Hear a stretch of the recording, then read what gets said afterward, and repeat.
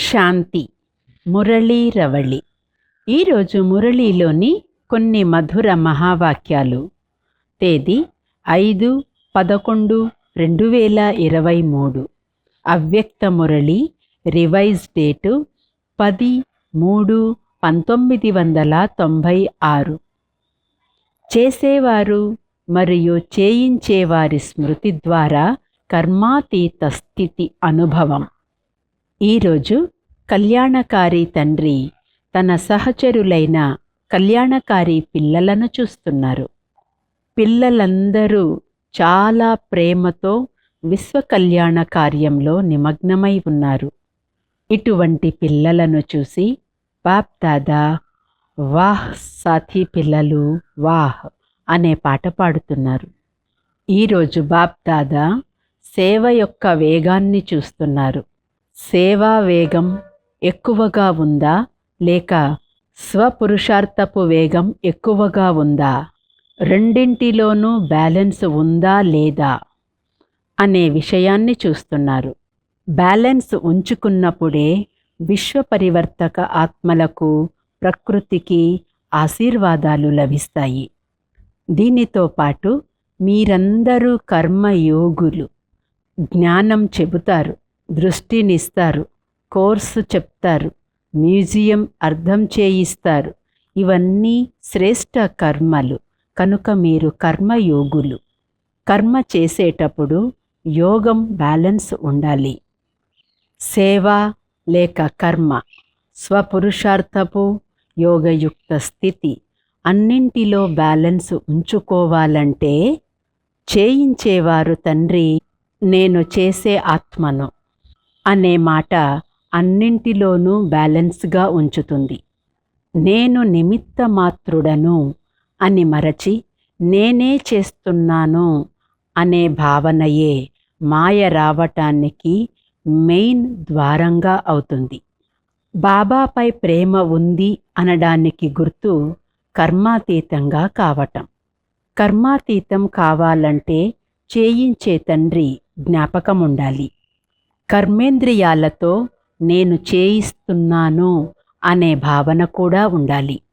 నేను అతీతంగా ఉన్నాను అని భావించి కర్మ చేయాలి.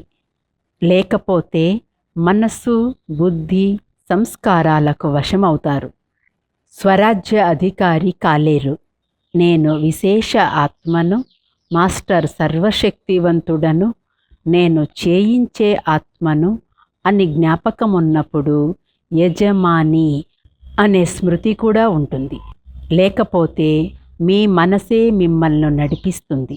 ఇప్పుడు దీనిపై చాలా అటెన్షన్ ఉండాలి. నేను కర్మేంద్రియాలతో చేయించే ఆత్మను అనే అభ్యాసం ఒక్క క్షణంలోనే జరగాలి. రోజంతటిలో కర్మ చేసే సమయంలో నేను చేయించే ఆత్మను అనే స్మృతి జ్ఞాపకం వస్తూ ఉండాలి. అప్పుడు కర్మాతీత స్థితి సహజంగా అనుభవమవుతుంది. సమయం తక్కువగా ఉంది కనుక కర్మను చేయాలి, స్మృతి చేయాలి. స్మృతి చేయటం కూడా ఒక కర్మయే. సేవలో బిజీగా ఉన్నాము, స్వపురుషార్థం తగ్గిపోయింది అని ఎప్పుడూ అనరాదు. స్వపురుషార్థంపై అటెన్షన్ లేకపోతే మాయ చాలా రకాలుగా వస్తుంది. సేవ చేస్తూ స్వార్థానికి వశమవుతారు. ఏమాత్రం స్వపురుషార్థంపై బ్యాలెన్స్ లేకపోతే మాయ కొత్త కొత్త రూపాలలో వస్తుంది. అలాగని సేవను వదిలిపెట్టి స్వపురుషార్థంపైనే అటెన్షన్ పెట్టినంత మాత్రాన కర్మాతీతం అవుతారా? బ్యాలెన్స్ ఉంచుకునే అభ్యాసం లేకపోతే 1 నెల 2 నెలలు ఎంతసేపు కూర్చున్నా మనస్సు నిలకడగా ఉండదు. రోజు రోజుకు సేవ పెరగాలి.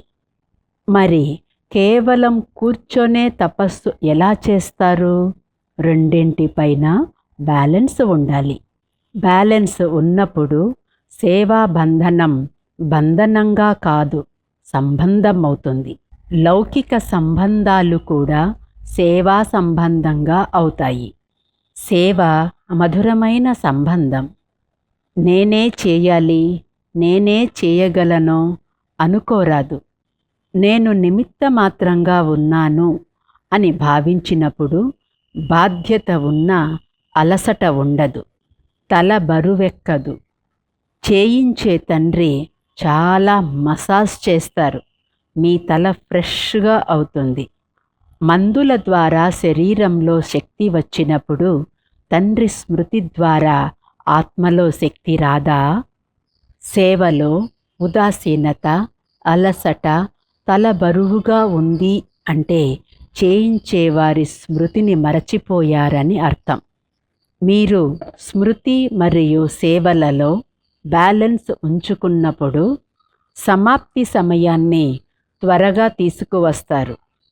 స్మృతి మరియు సేవ బ్యాలెన్స్ ఉంచుకొని కర్మ చేస్తే పరివర్తనకు సమయం పట్టదు. ఇప్పుడు ప్రకృతి, ఆత్మలు అందరూ నిరాశ చెంది ఉన్నారు. అటువంటి వారి పిలుపులు మీకు వినిపించటం లేదా? మీరు దయాసాగరులు. ఇతర ధర్మాల వారందరినీ పరివర్తన చేయాలి. మీరు దాతా పిల్లలు కనుక మీ సోదరీ సోదరులపై దయాహృదయులు కావాలి. అప్పుడు ఎవరెంత చెడుగా ఉన్నా వారిపై మీకు దయయే కలుగుతుంది. ఈర్ష్య, ద్వేషం, క్రోధభావం ఉండదు. కొంతమందికి ఇతరుల దేహంపై ఆకర్షణ ఉంటుంది, గుణాలకు వశమవుతారు. కానీ ఆ విశేషతలను, గుణాలను ఇచ్చేవారు తండ్రియే కదా. ఆత్మ ఎంత గొప్పదైనా ఇచ్చేవారు పరమాత్మయే కదా. అందుకే స్వార్థంతో కూడిన దయ ఉండరాదు. కర్మాతీత స్థితిని పొందాలంటే ఈ అన్ని విఘ్నాలను దాటుకోవాలి. మంచిని ధారణ చేయాలి, మంచికి ప్రభావితం కావాలి, తండ్రికి ప్రియంగా ఉండాలి. అప్పుడే సురక్షితంగా ఉంటారు. వరదానము: ఆజ్ఞాకారులై తండ్రి సహాయాన్ని లేక ఆశీర్వాదాలను అనుభవం చేసే సఫలతామూర్తుభవ. తండ్రి ఆజ్ఞ ఏమనగా, నన్నొక్కరినే స్మృతి చేయండి. ఒక్క తండ్రియే నా ప్రపంచం కనుక హృదయంలో బాబా తప్ప మరింకేది ఇమిడి ఉండరాదు. ఒకే మతం, ఒకే బలం, ఒకే విశ్వాసం. ఇవి ఎక్కడైతే ఉంటాయో అక్కడ ప్రతి కార్యంలో సఫలత ఉంటుంది. అలాంటి వారికి ఎలాంటి పరిస్థితినైనా దాటుకోవడం సులభమవుతుంది. ఆజ్ఞాపాలన చేసే పిల్లలకు తండ్రి ఆశీర్వాదాలు లభిస్తాయి కనుక కష్టం కూడా సహజమవుతుంది.